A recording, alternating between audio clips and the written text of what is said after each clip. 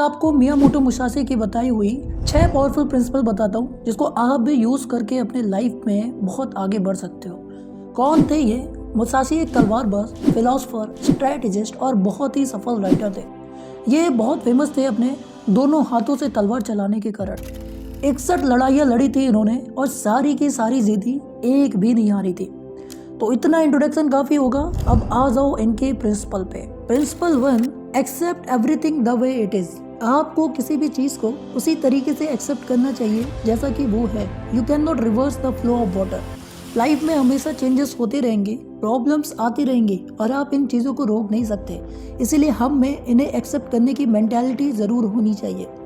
आपको उन चीज़ों के बारे में ज़्यादा नहीं सोचना चाहिए जिसे आप बदल नहीं सकते या जिन चीज़ों को चेंज करना आपके हाथ में नहीं है। जैसा कि हो सकता है कि आप कोई डिसएडवांटेज लेके इस दुनिया में आए होगे, या हो सकता है कि आप बहुत गरीब घर में पैदा हुए होगे, या आपके साथ कोई बड़ी ट्रेजेडी हो गई हो। तो इन स्थिति को ब्लेम करना या अपने भाग्य पे रोना ये कोई सलूशन नहीं है। बजाय इन चीज़ों को एक्सेप्ट करो और इनका सलूशन निकालो।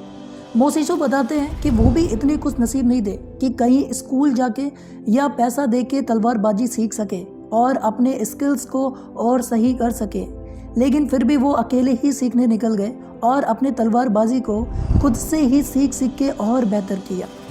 आपकी परिस्थिति कैसी है ये मैटर नहीं करता, लेकिन आपके अंदर वो क्षमता होनी चाहिए कि आप उस परिस्थिति को चेंज कर सको। Principle number 2, do not seek pleasure for its own सेक। आप अपने लाइफ में कितना भी आनंद उठा लो, कितना भी प्लेजर ढूंढ लो, आप कभी सेटिस्फाई नहीं हो सकते।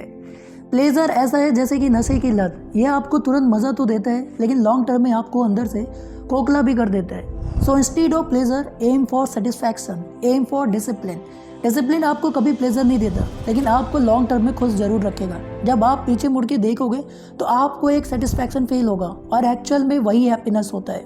डिसिप्लिन इज हार्ड, ये फॉलो करना कठिन है। सुबह जल्दी उठना, एंजॉयमेंट छोड़ के काम करना, अपने दिमाग को कंट्रोल में रखना, ये कठिन है, लेकिन फिर भी हमें इन्हीं चीज़ों को फॉलो करना चाहिए।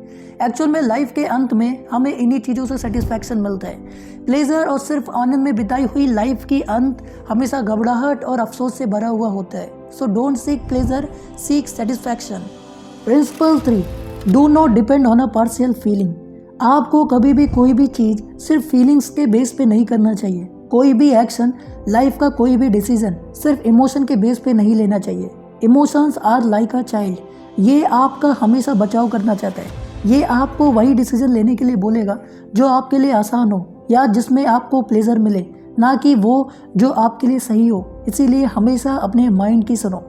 इमोशन की बात करें, ये काम कैसे करते हैं? जैसे जब आप सैड होते हो तो ठीक से काम नहीं कर पाते हो। क्यों? क्योंकि आप अपने इमोशन के अकॉर्डिंग चल रहे हो। जब आप गुस्सा होते हो तो ठीक से फोकस नहीं कर पाते हो। जब आप किसी चीज़ को लेके अपसेट होते हो तो पढ़ नहीं पाते हो। क्यों? क्योंकि आप इमोशन के अकॉर्डिंग एक्शन ले रहे हो, ना कि अपने माइंड के बेस पे। So do not depend on a partial feeling, ये आपको डिस्ट्रॉय कर देगा धीरे धीरे।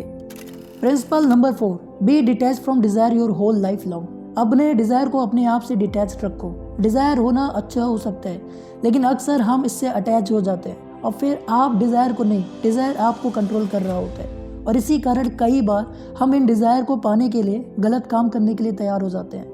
इच्छाएं हमेशा कमज़ोर आदमी करता है। इंसान हमेशा बिना काम के सारी इच्छाएं चाहता है। वो ये नहीं जानता कि काम करके ही किसी भी चीज़ को पाया जा सकता है, ना कि सिर्फ डिज़ायर से। डिज़ायर के पीछे भागना मतलब कि ट्रेडमिल जैसी चीज़ पे और 6 गुना स्पीड से भागना। इससे ना तो आप आगे बढ़ रहे होते हो और ना तो आप लक्ष्य के करीब जा रहे होते हो। ये उसी तरीके से जैसे कि लैम्बोर्गिनी के पीछे नहीं, उसके चाबी के पीछे भाग रहे हो और खुश हो रहे हो। Remember, desire don't make us happy, accomplishment does.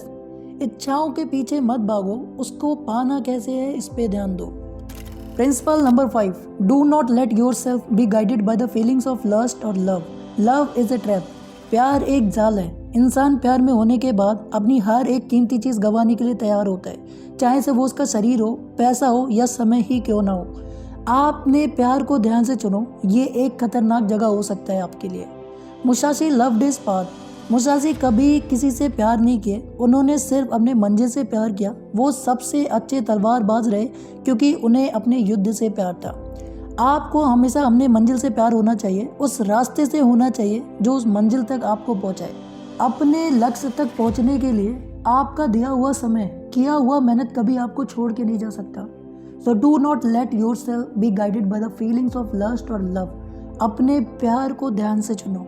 आपका प्यार आपका लक्ष्य होना चाहिए, ना कि आपको रास्ते से भटकाने वाली स्त्री या पुरुष।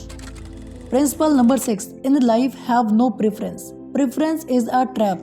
किसी भी चीज़ से लगाव आपकी कमजोरी का कारण होता है। बर्गर हुआ या पिज़्ज़ा, ये एक एज तक, एक लिमिट तक उसी तरीके से अच्छा होता है जैसे कि कोई न्यूट्रिशन वाली चीज़ है। लेकिन इन चीज़ों को इतना भी फैंसी नहीं बना लेना चाहिए कि सिंपल चीज़ें पसंद आना बंद हो जाए। लाइफ में एंजॉय करना अच्छा होता है, लेकिन समय के अकॉर्डिंग आपको डिसिप्लिन हो जाना चाहिए। मोर प्रेफरेंस मतलब कि लेस फ्लेक्सिबिलिटी। एक वॉरियर होने के कारण आपको अलग अलग जगह ट्रेवल करना पड़ सकता है, अलग अलग चीज़ें खानी पड़ सकती हैं और किसी भी तरीके से सोना पड़ सकता है।